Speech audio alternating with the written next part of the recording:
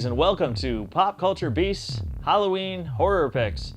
I'm your host, Ryan Stockstead, and today's episode is brought to you by The Horror Word with Shane and Purd, a new web series by Shane Saw of the industrial noise bands Waste and Vuxnut, and filmmaker and makeup effects artist Bryan Purdy. Their new show is devoted to all things horror, so check out their YouTube channel and subscribe for the latest episodes. This is a very special episode, as this is the viewer's choice episode. Earlier in the season, we asked you to pick from a huge list of horror movies, and this is what you came up with. So today, thanks to you, we're going to talk about a supernatural slasher that Guillermo del Toro says contains some of the most beautiful images in horror. What's behind the mystery? You're sick. What's behind the legend? Listen, he's under the bed! And most terrifying of all, Come with me. what's behind the mirror? He's here.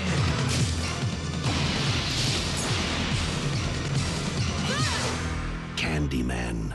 Candyman was written and directed quite stylishly by Bernard Rose, based upon Clive Barker's short story, The Forbidden. I should point out that Clive Barker made an experimental 16mm short film when he was 19 years old called The Forbidden, which was loosely inspired by Dr. Faustus and the films of Kenneth Anger, in which a man is tattooed and then skinned alive. There's no relation at all between the short film and the short story, other than the title. Candyman stars Virginia Madsen, Xander Berkeley, Lemmons, Vanessa Williams, and Tony Todd as Candyman. Helen, played by Virginia Madsen, and Bernie, played by Lemmons, are graduate students researching an urban legend for their thesis. The legend maintains that if you say his name 5 times while looking in a mirror, the ghost of a murdered slave called Candyman will come through the mirror and disembowel you with a hook. Have you ever heard of Candyman? No? Well, his right hand is sawn off. He has a hook jammed in the bloody stump. And if you look in the mirror and you say his name 5 times, he'll appear behind you, breathing down your neck. Of course, rational Helen and Bernie don't believe such nonsense, and they attribute the story to modern folklore and attempts by frightened people to explain away real horror through superstition. Their research takes them to Cabrini Green, a notorious Chicago housing project dominated by poverty, crime, drugs, and gang violence. I can't say nothing, or Candyman will get me. Candyman, huh? You scared of him? I ain't scared of nobody. But you're crazy walking here on your own. It ain't safe around here. Yeah, I know. But I don't scare too easy either, Jake.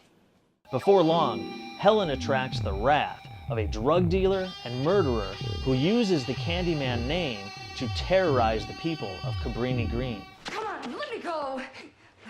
Look, you're not being very smart. My colleagues know where I am and they're expecting me back. Now let me go! I hear you looking for Candyman, bitch. Well, you found him. But worse than that, Helen is soon visited by Candyman himself in a star-making performance by Tony Todd. Believe in me.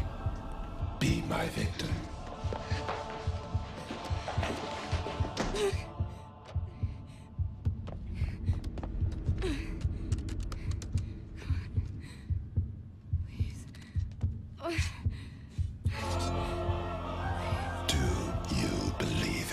After being assaulted in her home by the ghostly Candyman, Helen wakes up back in Cabrini Green, covered in blood, with no memory of what happened or how she got there. As people close to Helen start showing up dead, her sanity and her culpability are called into question. Is Candyman real, or is Helen out of her mind and killing people? What's the matter, Trevor?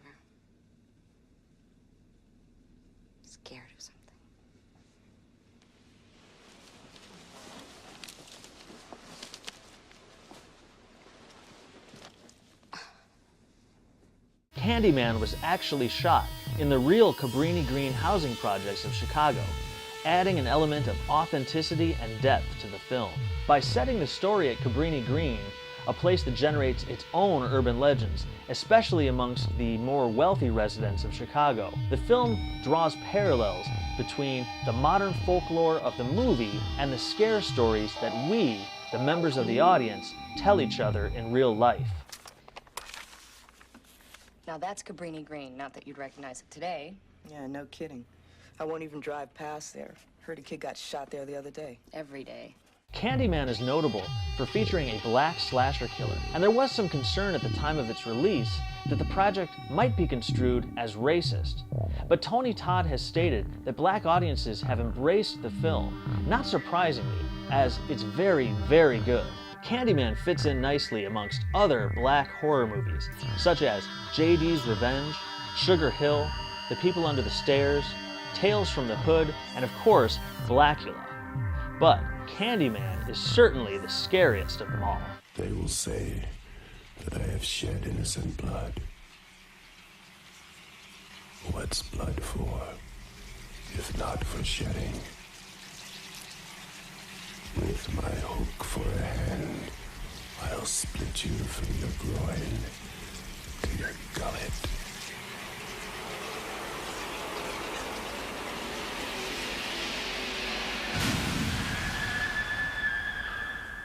The film's gorgeous and haunting score was composed by Philip Glass at the request of director Bernard Rose, who cites Glass's scores to Mishima and Koyaanisqatsi as among his favorites. Reportedly, Virginia Madsen allowed herself to be hypnotized before shooting certain scenes in the film. Many sequences that depict Helen with a glassy-eyed, dreamy look on her face were accomplished by the simple fact that Madsen was physically in a trance state while filming.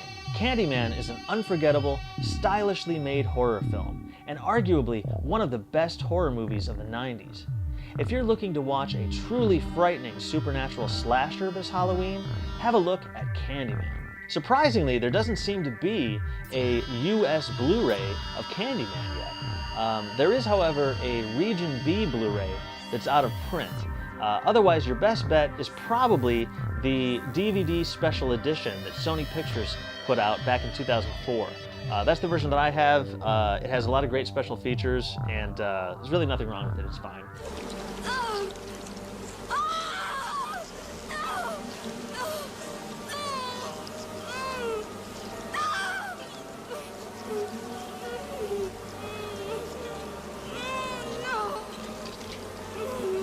Thanks for watching this very special Viewer's Choice episode of Pop Culture Beast's Halloween Horror Picks. And thanks especially to everybody who voted. This was a lot of fun. I'm your host, Ryan Stockstead. Be sure to like Halloween Horror Picks on Facebook and subscribe right here to the Pop Culture Beast YouTube channel. Thanks again for watching. Watch horror movies. I'll see you next time.